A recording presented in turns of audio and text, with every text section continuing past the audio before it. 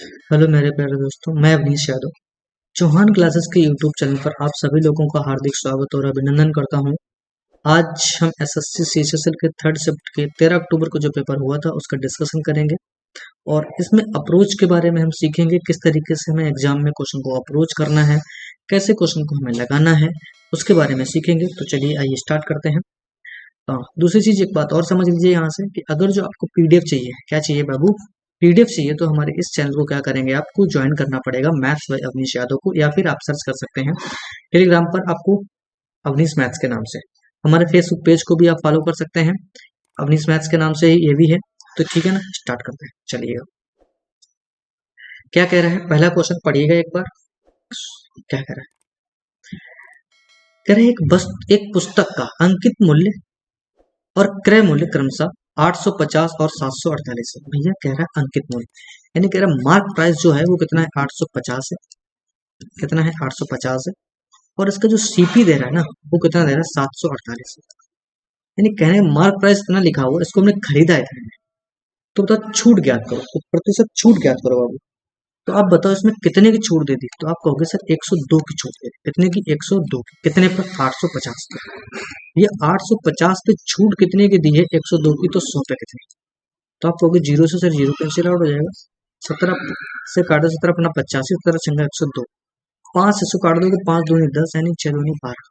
यानी कि वो जहां पर 12% आंसर होगा, बिल्कुल करेक्ट आंसर है। कौन सा होगा, ए होगा। बात सही है, समझ में आ रही है ना, बढ़े। ठीक है, दूसरा क्वेश्चन है, इसको बेटा पढ़िएगा, फिर हम आपको कराते हैं। पढ़ो एक बार इस क्वेश्चन को।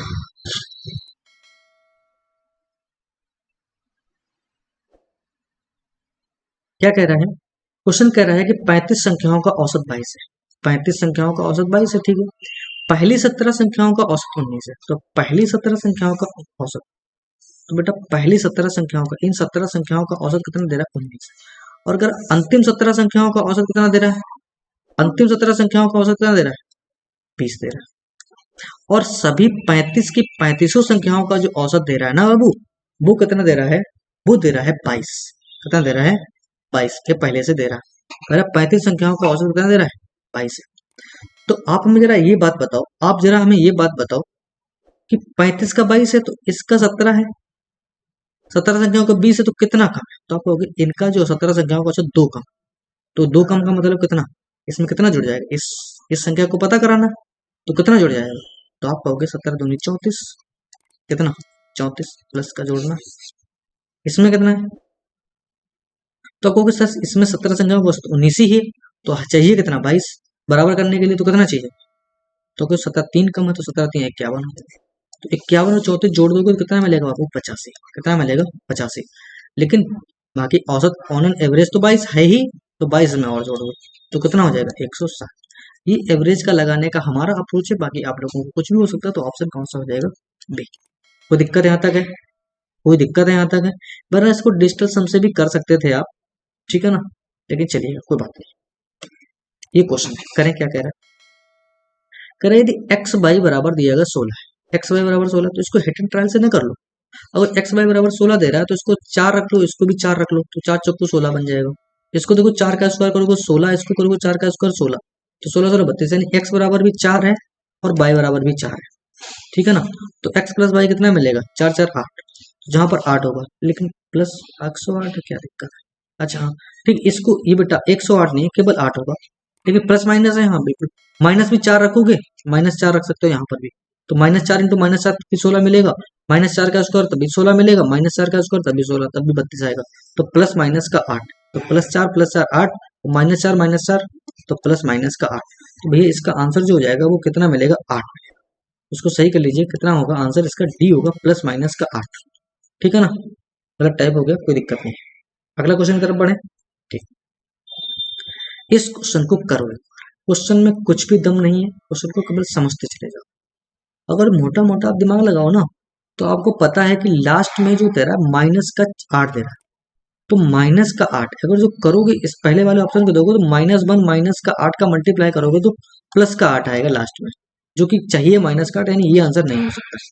ये प्लस का 1 माइनस का 8, ये माइनस का 8 मिल सकता है, यानी कि ये आंसर हो सकता है।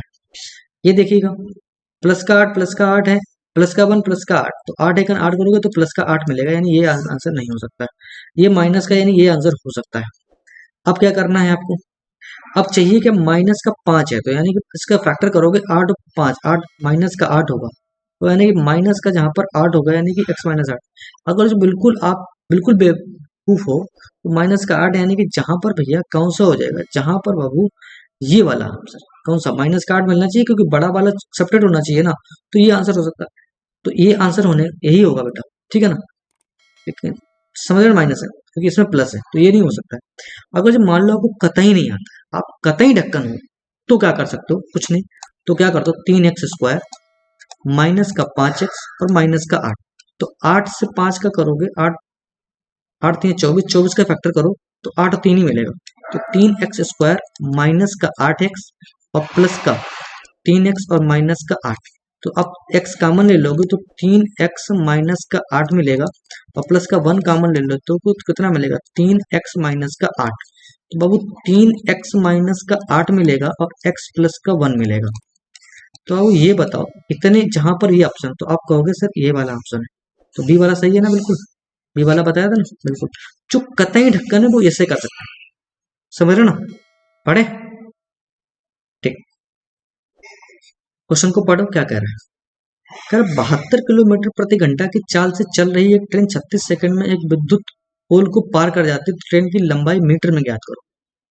तो बताओ 72 किलोमीटर प्रति घंटा, भैया 72 किलोमीटर प्रति घंटा की रफ्तार से चल रहा है, तो किलोमीटर प्रति घंटा को मीटर प्रति सेकंड में चेंज करोगे तो 5/18 से गुणा करोगे, नहीं करोगे, तो 18 चौक 72, यानी 4 पंचे 20, यानी ये चाल हो जाएगी वो 20 मीटर प्रति सेकंड हो जाएगी, 20 मीटर प्रति सेकंड हो जाएगी, यानी एक सेकंड में 20 मीटर चल रही। तो बाबू कह रहा है कि 36 सेकंड में एक विद्युत पोल को पार कर जाती है, ट्रेन की लंबाई कितनी है, तो 36 सेकंड में पार कर जाती है, एक सेकंड में 20 चलती है, तो 20 में गुणा कितना हो जाएगा 36, तो कितना हो जाएगा 36 दूना 72, यानी 720 मीटर। ऑप्शन नंबर कौन सा हो जाएगा, डी। कोई दिक्कत है, यानी एक सेकंड में 20 चल रही है, 36 सेकंड में कितनी चलेगी, 36 दूना 72, 720 मीटर। कोई दिक्कत है, बढ़े बढ़े भैया, यहाँ तक तो कोई समस्या है नहीं, ठीक।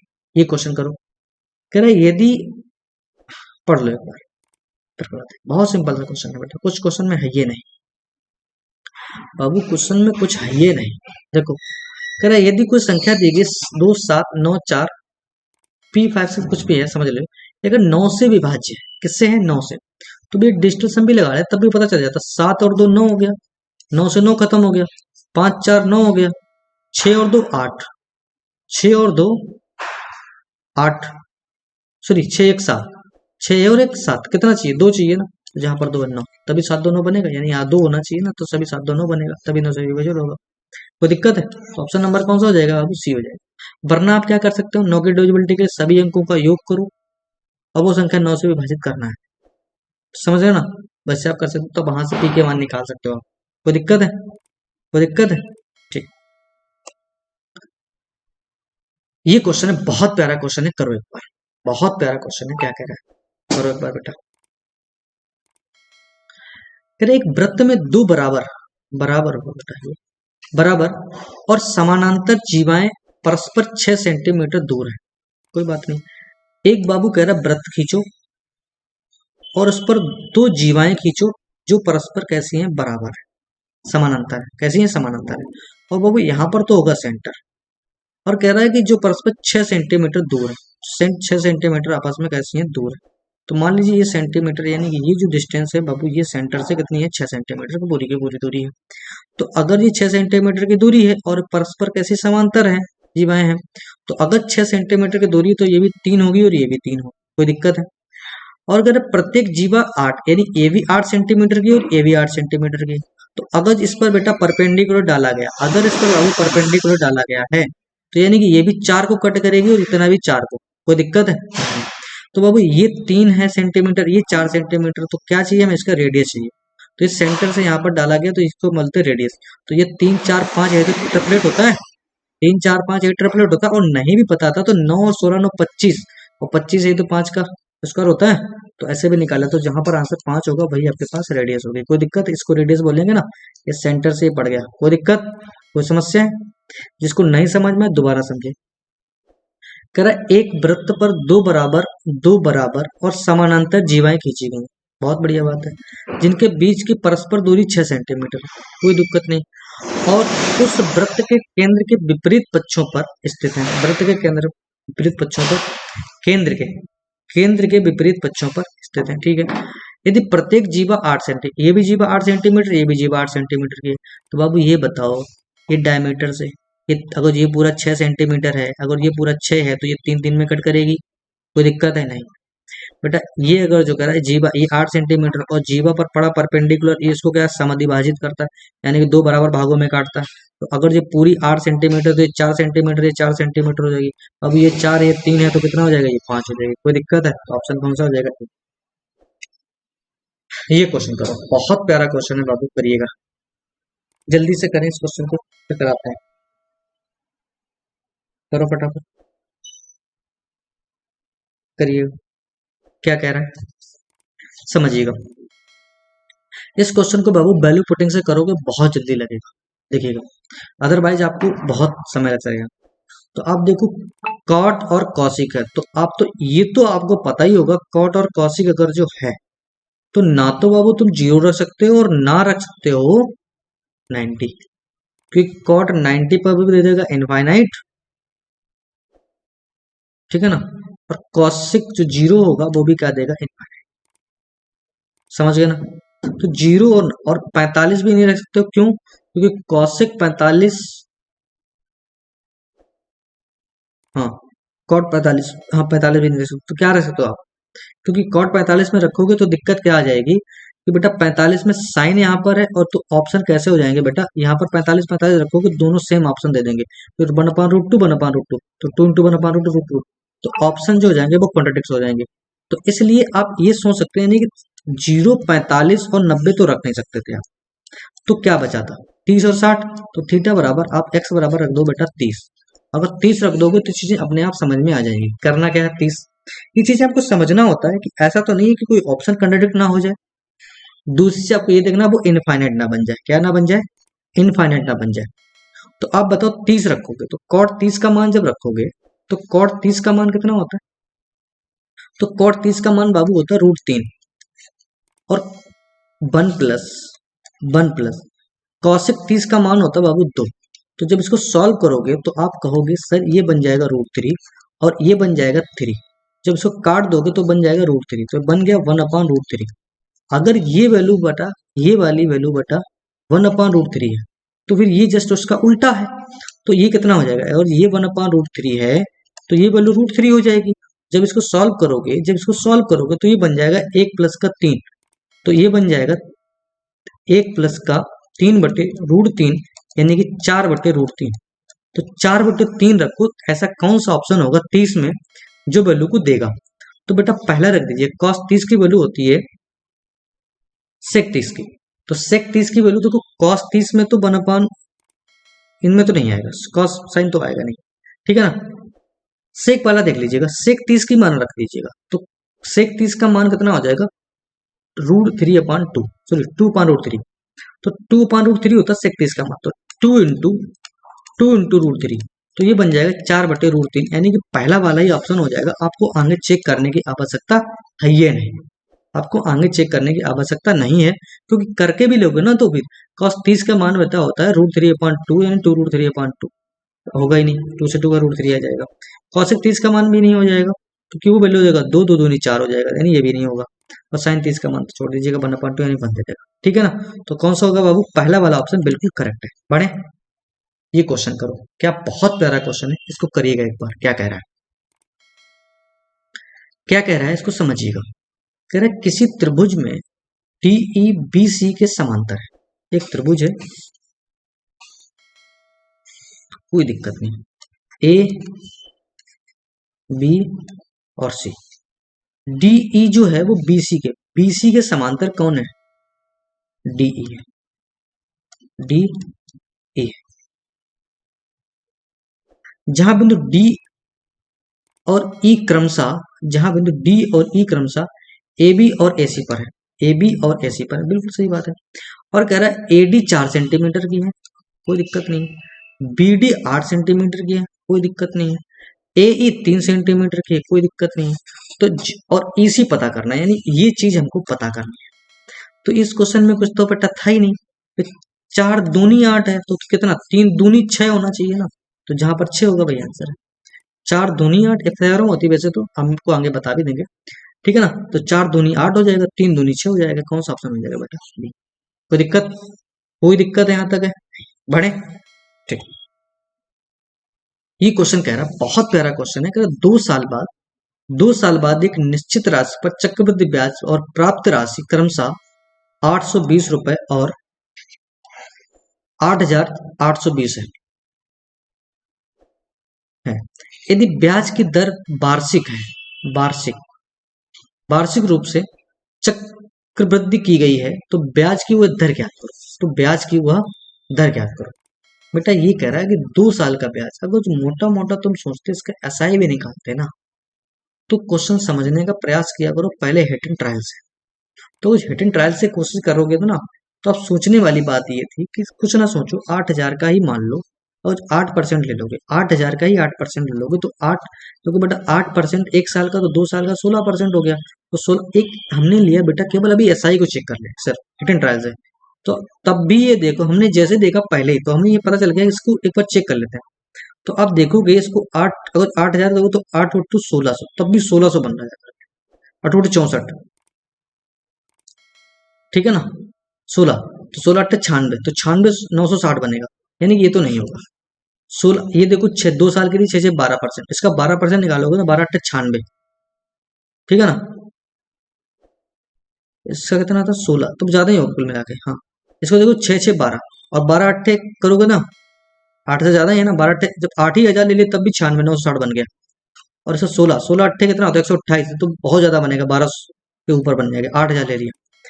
अच्छा 7 को ले लीजिएगा, तो 7 दूनी 14, तो 14 8, 14% निकालो 8 का, तो 14 8 भी ज्यादा बनेगा। तो कौन बनेगा बेटा?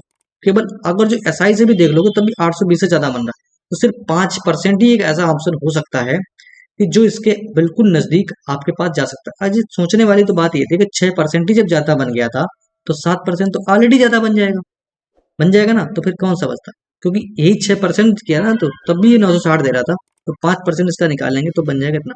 जिसको बिल्कुल नहीं आया, चीज को बिल्कुल बिल्कुल आया ही नहीं, तो मान लीजिएगा इसका, मान लीजिएगा 5% निकाल के भी देख लीजिएगा, तब भी आपके पास आराम से मिल जाएगा। क्योंकि 820 रुपये ब्याज मिला, कोई भी मूलधन था जो, उस पर कितना मिला होगा? 400 400 और कितना 20, तो तभी तो 820 मिला इस पे। तो ठीक है, इसका रेट निकाल लीजिएगा। 820 रुपये मिल गया है, तो रेट इसका निकल जाएगा। 20/400 करोगे तो कितना मिलेगा? 1/20, 1/20 कितना हो जाएगा? 5% हो जाएगा। कोई दिक्कत नहीं है ना, कोई दिक्कत नहीं। सो गया ना, कोई समस्या नहीं। करें इस क्वेश्चन को, क्या कह रहा है पढ़िएगा एक बार। क्वेश्चन कह रहा है कि एक वैल्यू दी गई है, इसको समझना था आपको, कुछ नहीं करना।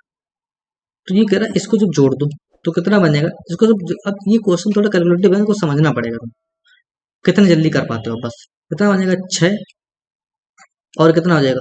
7 3 10, यानी 106 का बटे कितना? 106 हो गया ना। 7 3 10, 4 2 6, 106, 106 का बटे 2 कर दीजिएगा, तो कितना मिलेगा? 53, 53 प्लस का 15 पन्ना 75, तो मिलेगा 15 पन्ना 75, 5 और 6 5 11, कितना बन गया? 11, और 11 × 2 करोगे तो बराबर मिलेगा 22। तो जहां पर ऑप्शन में 7 5, हाँ क्या बनेगा? 5 और 7 75, तो 75 आपके पास ऑप्शन है। कोई दिक्कत है? कुछ नहीं, सिंपल सा था, आराम से आप कर पाएंगे। भाई इतना कर लिया, कितना बन गया था? 106 बटे 2 कर दिया तो 53 मिल गया, और इसमें 75 इसको कर दिया 15 पन्ना 75, 5 मिल गया, और 5 6 11 हो गया, 11 × 2 कर दिया तो 11 2 22 हो गया, बन गया।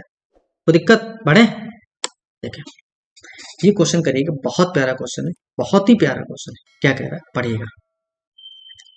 कह रहा त्रिभुज पी क्यू आर में भुजाएं पी क्यू और पी आर के मध्य एक त्रिभुज है, एक त्रिभुज बाबू है, क्या है? पी है, क्यू है, आर है। पी है, क्यू है और आर है। कह रहा पी क्यू और पी आर मध्य बिंदु है। पी क्यू और पी आर के मध्य बिंदु जो है, पी क्यू और पी आर के जो मध्य बिंदु है वो एस और टी है, एस और टी है। यदि क्यू पी आर 75 डिग्री दिया गया, क्यू पी आर, अगर ये बाबू 75 दिया गया, ठीक है ना, और ये इसके मिड पॉइंट है, कोई दिक्कत नहीं। अगर ये इसके मिड पॉइंट है तो ये इसके कैसी होगी बेटा, पैरेलल होगी, सीधी सी बात है, सोचने वाली बात ही नहीं कि अगर ये इसके मिड पॉइंट है, ये इस लाइन के अगर मिड पॉइंट है तो बाबू ये इसका कैसा होगा, पैरेलल होगा।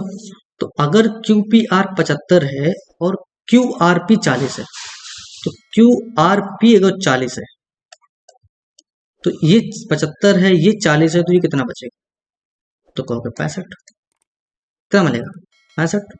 तो अगर ये 65 है, तुमको पता होना चाहिए कि इन दो कोणों का योग, इन दो कोणों का योग आपस में कितना होता है, 180 होता, तो ये कितना होगा 115 डिग्री, कितना मिलेगा, क्योंकि यही आपसे पूछते T S Q, T S Q, यही तो अंदर पूछ रहा है।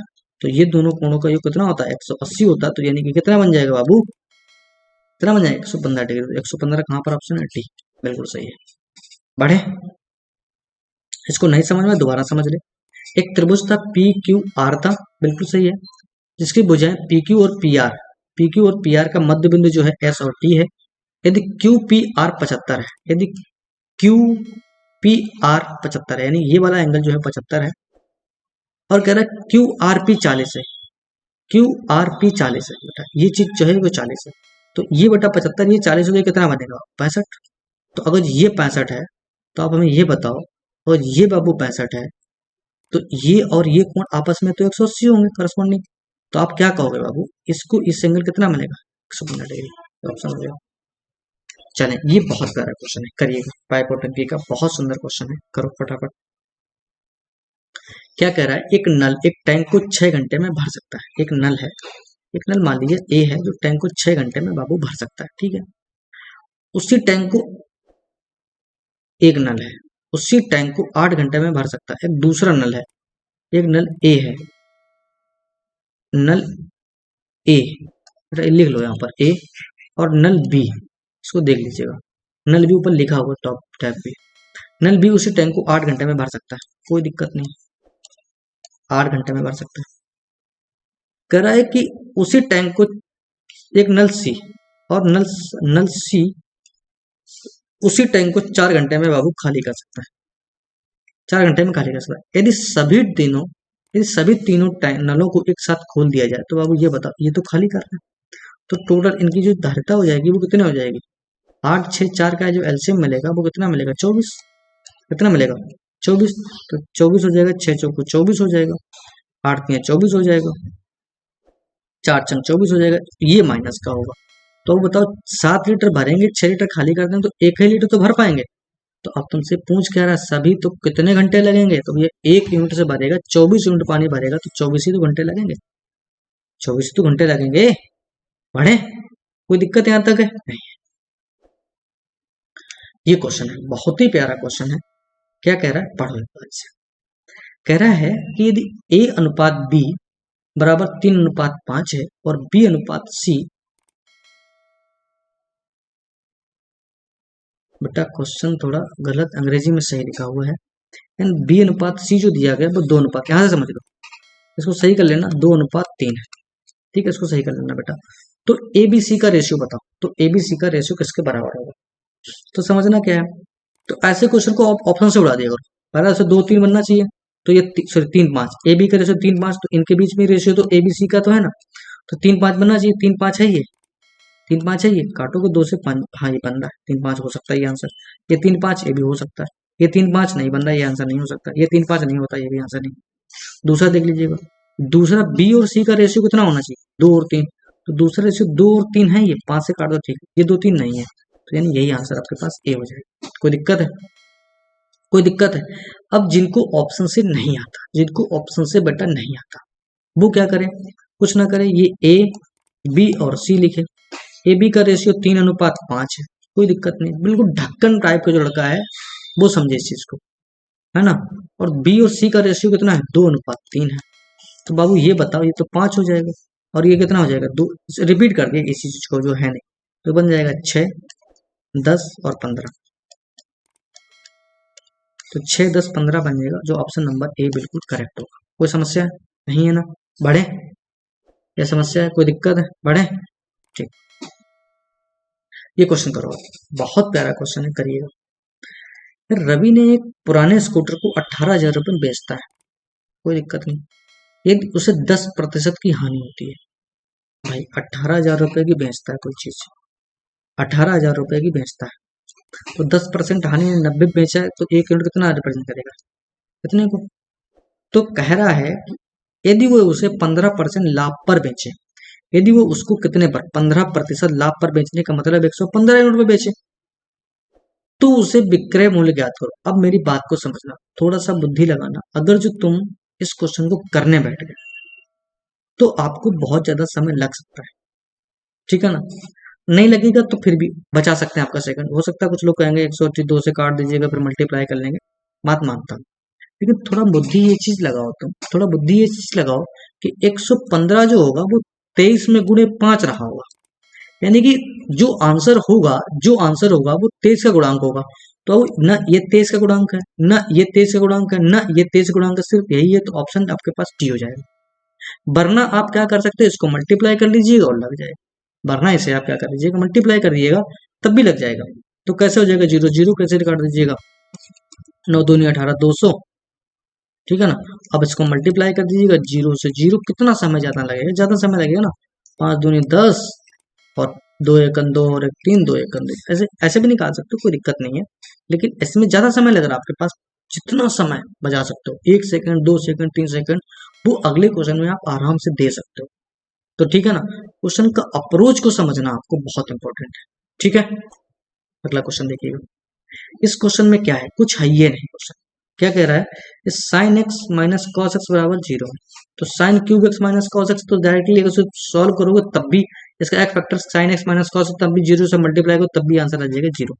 अब वो भी नहीं दिमाग लगाना, तो क्या कर देना है, साइन एक्स बराबर क्या कर देना आपको है कॉस एक्स, तो बराबर दो तब भी साइन एक्स बराबर तब भी 0 हो जाएगा, तब भी 0। कोई दिक्कत है, समझ गए ना इस चीज को, ठीक। इसको देखो, ये तो क्वेश्चन में कुछ है ये नहीं, हमें लग रहा है यार मजाक कर रहा तुम्हारे साथ। कह रहा है एक घनाभ की भुजाएं 8 सेंटीमीटर 6 सेंटीमीटर 10 सेंटीमीटर है, तो घनाभ का आयतन सेंटीमीटर घन में ज्ञात करो। कुछ है ये नहीं, घनाभ तो L into B into H होता है ना बाबू, L into B into H, तो 8 में गुणे 6 में गुणे 10, तो 8 छंग 48 दशामलव 480, तो ऑप्शन नंबर सी है।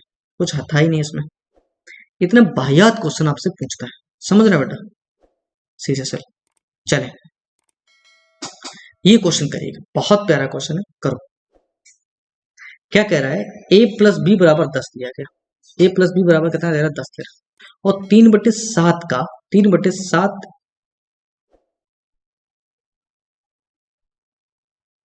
का, यहाँ पर बेटा का होगा, का ए बी 9 है, 3/7 का ऑफ लिखा होगा ना, हाँ का ए बी 9 है।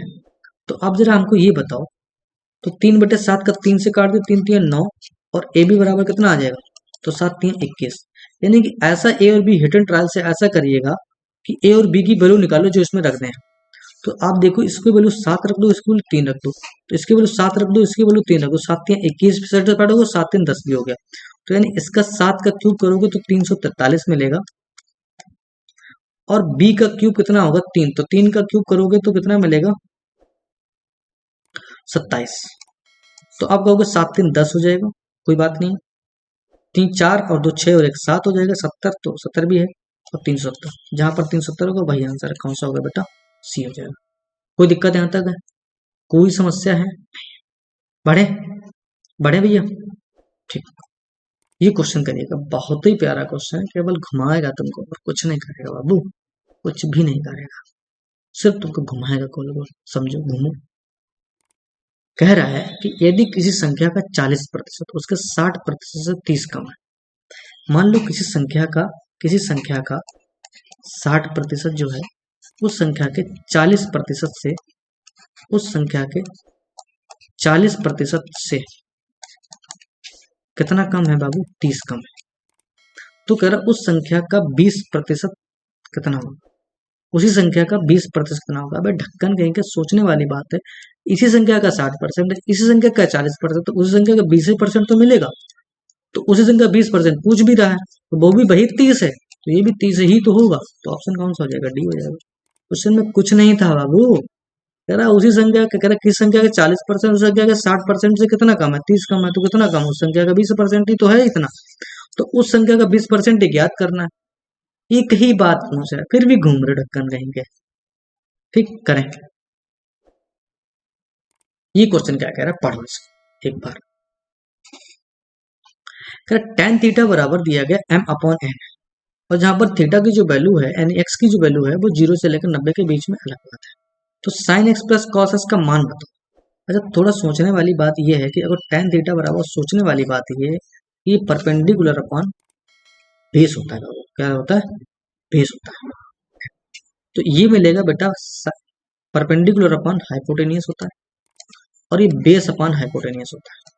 अगर दोनों को जोड़ दोगे तो परपेंडिकुलर अपॉन बेस मिलेगा, और परपेंडिकुलर ये बेस ये है, तो m प्लस एन, तो m प्लस एन ऊपर मिलेगा। एक तो बात तो साफ हो गई, ठीक है ना।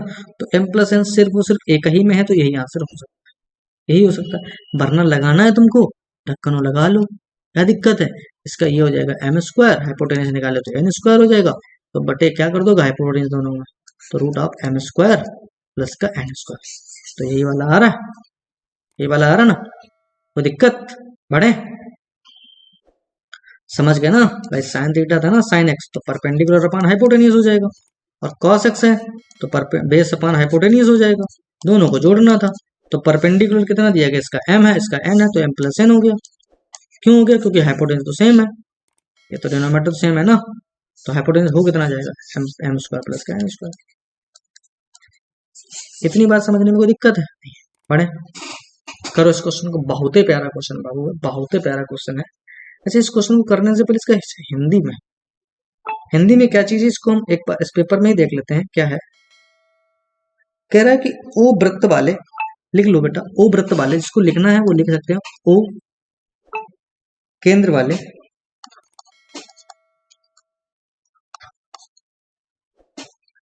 वृत्त के बाहर स्थित, वृत्त के बाहर स्थित बिंदु ए से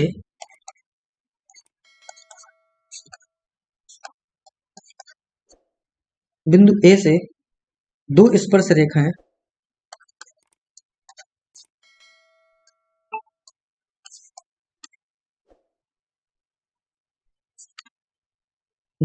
रेखाएं एपी और एक्यू खींची, एपी और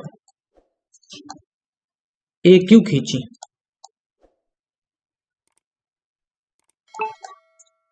ठीक है ना, जाती हैं। जो हिंदी भाषी है उसको टाइप नहीं हो पाया है, इसलिए सॉरी, ठीक है ना, बाकी लोगों को बता देते रहे। यदि पी ए क्यू 80 है, यदि पी ए क्यू 80 है, पेपर का क्वेश्चन था तो दिक्कत ज्यादा हुई नहीं, क्योंकि सारी चीजें पहले से थी इसमें, तो वही क्वेश्चन टाइप किया गया है।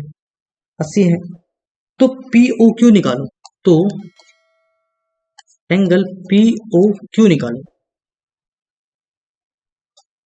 ये पता करना, क्यों ज्ञात करो, बस इतनी बात है। तो कह रहा है कि हाँ, ओ केंद्र वाले, एक ओ केंद्र वाला एक वृत्त है बाबू, ओ केंद्र वाला, इसका केंद्र है ओ। अब कह रहा है वृत्त वाले बाहर स्थित एक बिंदु ए है, बाहर स्थित एक बिंदु बेटा ए है, तो दो स्पर्श रेखाएं इस पर खींची जाती हैं इस तरीके से, इस तरीके से। तो ये कह रहा है,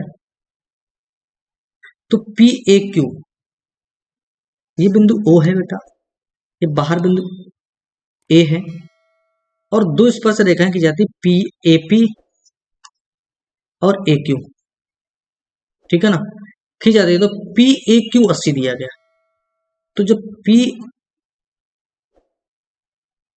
ए क्यू दिया गया बाबू है 80, तो पी ए क्यू अगर 80 दिया गया तो पी ओ क्यू निकालो, तो पी ओ क्यू निकालो, कितना हो जाएगा बाबू।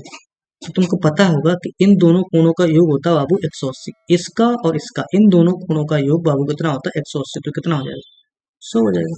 तो ऑप्शन कौन सा होगा बाबू, डी हो जाएगा, क्योंकि ये अगर जो 80 दिया गया है तो फिर ये कितना 100 होगा, सीधी सी बात है, क्योंकि इन दोनों कोणों का योग जो होता है वो कितना होता है 180 होता है।